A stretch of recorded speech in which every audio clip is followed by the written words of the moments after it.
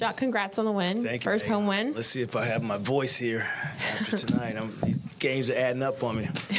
Already. Yes.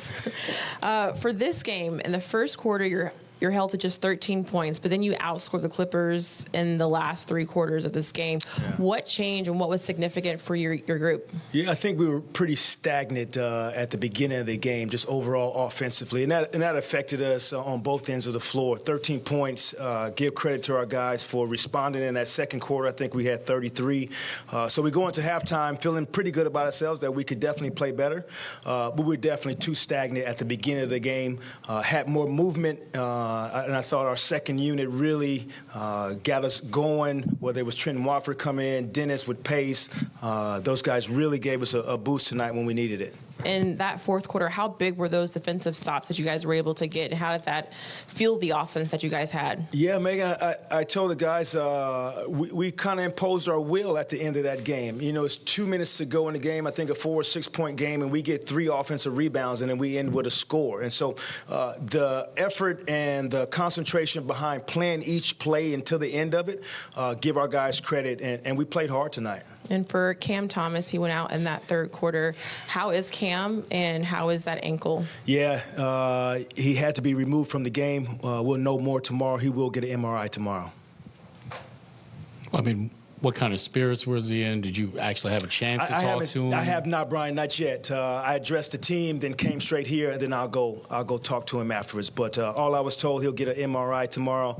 The fact that he didn't finish the game, I know, Cam wants to play, so we'll see what that looks like tomorrow.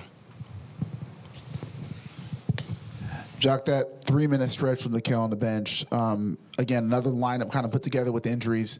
They were able to push it to a 10-point lead. Yeah. What does that say about not just the depth, but, again, just this group kind of like, again, the chemistry of this group kind of finding a way to get it done?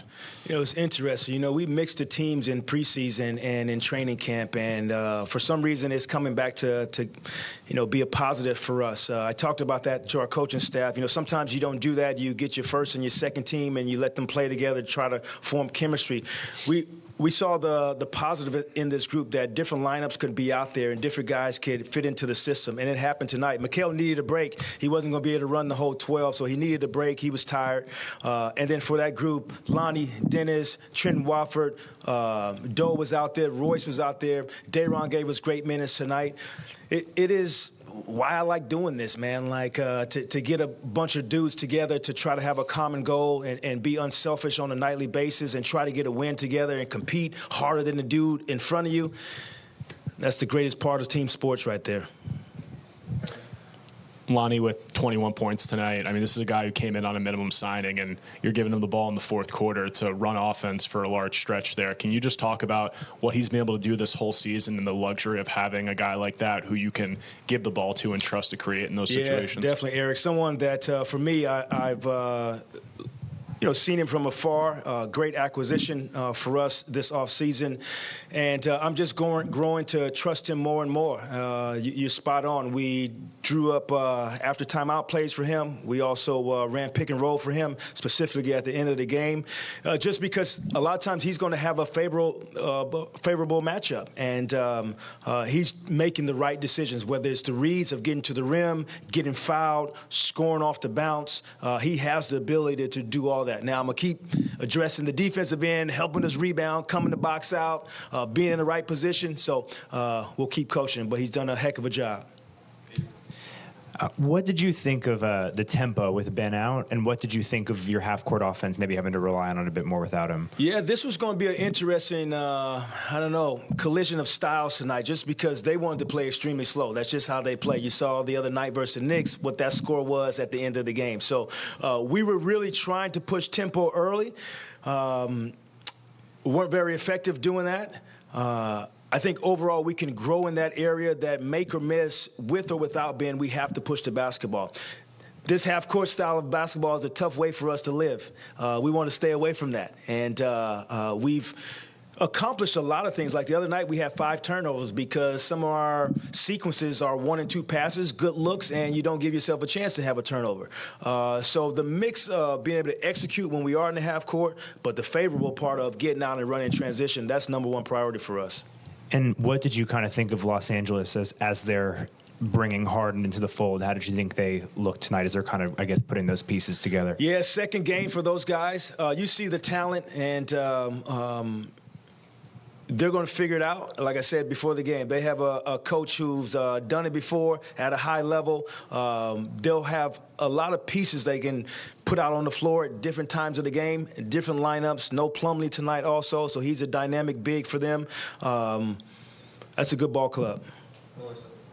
Coach, 45 points for the bench. You kind of touched on it already, but what's your impression of how ready that second unit has been to start the season? Yeah, and you take a guy like Trenton Wofford who practiced earlier and then played in tonight's game. And so a guy who has dedicated himself, and the entire bench has, to keeping themselves ready, whether that's extra work on days off, whether that is doing extra conditioning after the game when they haven't played.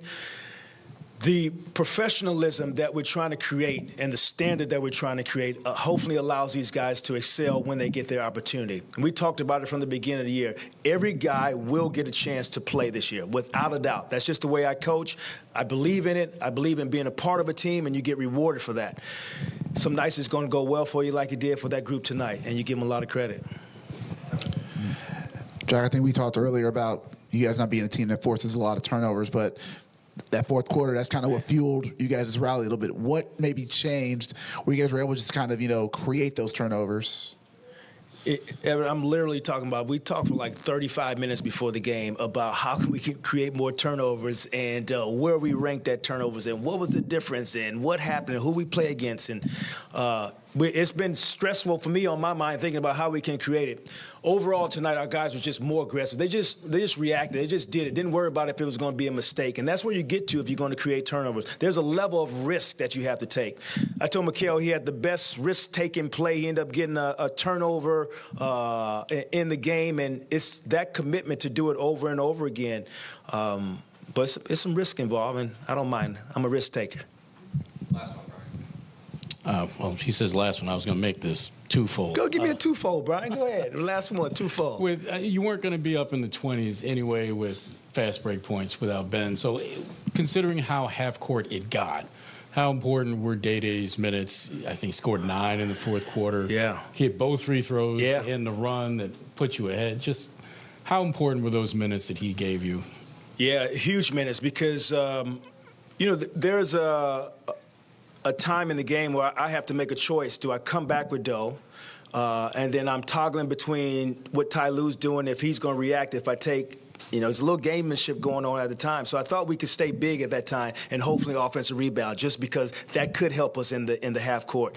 And Day-Day did what he does best. He can rebound the basketball. He finished plays, which is great for him. He's grown in that area. And then the free throw piece, just give him a lot of credit for working on that. But his ability to rebound for us, we'll have to lean into that at different points of the year. Tonight we toggle back and forth between playing small and big, and he continues to put it on my mind why we should play big sometimes. Did you see the play where Cam got hurt?